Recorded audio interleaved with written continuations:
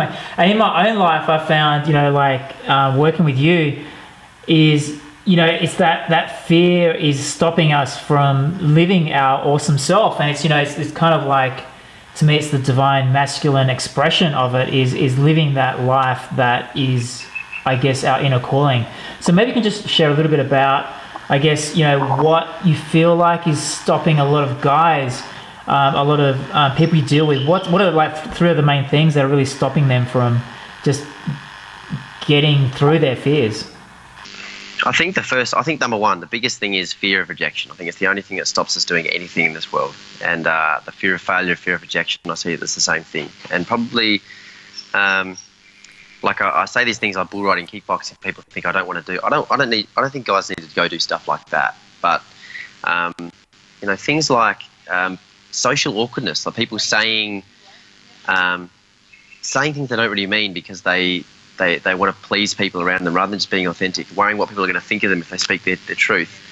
I think some of the scariest things guys can do is go to talk to a really beautiful girl and and face that rejection. So I think that if I put it down to one thing, it's the truth is that it's the fear of rejection stops us getting what we want. And probably today's society conditioning, we probably men don't have the confidence to say what they really want in the first place. I think I think that if we had to put down to three things, one is know what you want, who you want to be. Know who you want to be first. Not your goals of what you want, but who you want to be. Because I think I heard that from Arnold Schwarzenegger in one of his chats. But what you want is just stuff.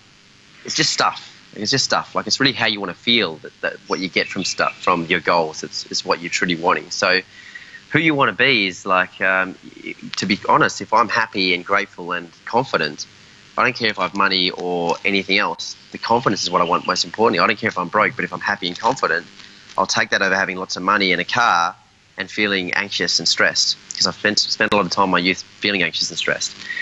So I think knowing who you want to be first, and knowing it clearly enough that you're willing to go through your fear to get to it, because that's number two, is you've got to face your fear of rejection. And number three, I think, is gratitude. I think that being grateful for your challenges is the thing that myself, I just speak about myself, is that when you see challenges as a failure, you never feel grateful for them. And whenever you're blaming the world around you, you're never going to learn.